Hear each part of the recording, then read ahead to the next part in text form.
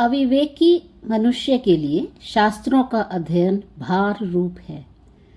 रागी पुरुष के लिए तत्व ज्ञान भार है। अशांत मनुष्य के लिए मन भार है तथा जो आत्मज्ञान से शून्य है उसके लिए शरीर भार है। जिसकी बुद्धि दूषित है उस पुरुष के लिए रूप, आयु, मन, बुद्धि, अहंकार तथा चेष्टा ये सब के सब उसी प्रकार दुखदायक हैं जैसे बोझ ढोने वाले मनुष्य के लिए उसके सिर का बोझ कष्टदायक होता है। आयु कठोर परिश्रम एवं सुदृढ़ कष्ट को ही देने वाली है। इसमें श्रम की निवृत्ति कभी नहीं होती। कामनाओं की पूर्ति का भी अभाव ही रहता है। यह आपत्तियों का परम आश्रय और रोग रूपी पक्षियों का घोंसला है। जैसे बिल में विश्राम करने वाले तथा विष के द्वारा संताप देने वाले भयंकर सर्प वन की वायु का पान करते हैं, उसी प्रकार शरीर रूपी बिल में रहकर विष तुल्य दाह पैदा करने वाले भीषण रोग रूपी सर्प जीव की आयु का पान करते हैं।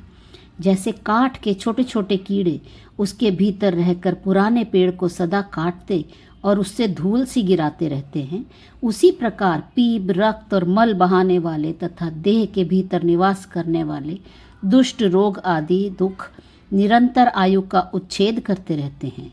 जैसे बिल्ली चूहे को शीघ्र निकल जाने के लिए उत्कट अभिलाषा के साथ निरंतर उसकी ओर ताकती रहती है, उसी प्रकार मृत्यु भी आयु को अपना ग्रास बनाने के लिए ही सदा उसकी ताक में बैठी रहती है। इस संसार में यह आयु जिस प्रकार स्थिरता और सुख के द्वारा सदा के लिए परित्यक्य, अत्यंत तुच्छ, गुणहीन तथा मृत्यु की भाजन है, वैसी दूसरी कोई वस्तु नहीं है। अहंकार और चित्त के दोष।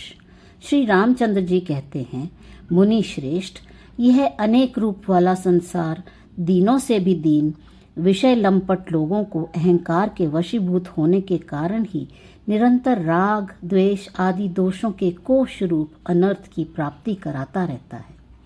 अहंकार के वश में होने से ही मनुष्य पर आपत्ति आती है, उसे शारीरिक कष्ट भोगने पड़ते हैं। अहंकार से ही उनके अनेक दुखद मानसिक व्यथाएं होती है तथा अहंकार से ही राग अथवा दुष्चेष्टाएं होती हैं।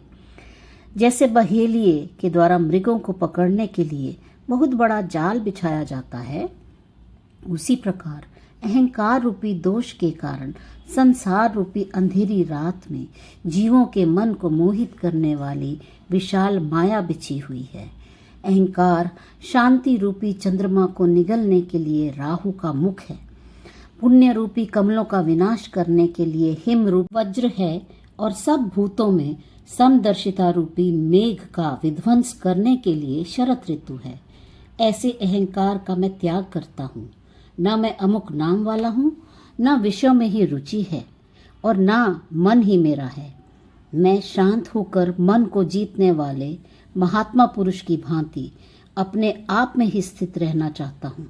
ब्रह्मन, यदि अहंकार रहता है तो आपत्ति काल में मुझे दुख होता है और यदि नहीं रहता है तो मैं निरंतर सुख का अनुभव करता हूँ।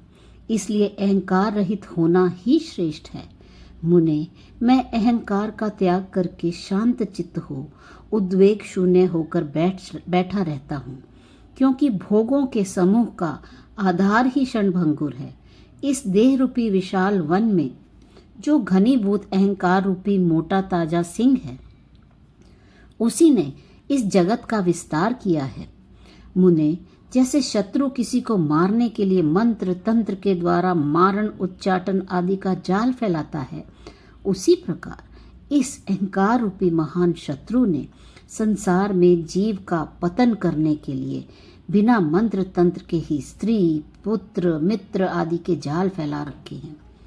इस अहंकार का मूलोच्छेद पूर्वक निराकरण कर देने पर ये सभी मानसिक दुश्चिंताएं तुरंत अपने आप विलीन हो जाती हैं। अहंकार रूपी बादल के फट जाने पर शांति का विनाश करने वाले एवं हृदय आकाश में छाया हुआ महान मोह रूपी कुहासा धीरे धीरे न जाने कहाँ विलीन हो जाता है। महानुभाव मुनीश्वर, जो संपूर्ण आपत्तियों का घर, शांति आदि उत्तम गुणों से रहित तथा हृदय के भीतर निवास करने वाला है, उस अनित्य अहंकार का मैं आश्रय नहीं चाहता।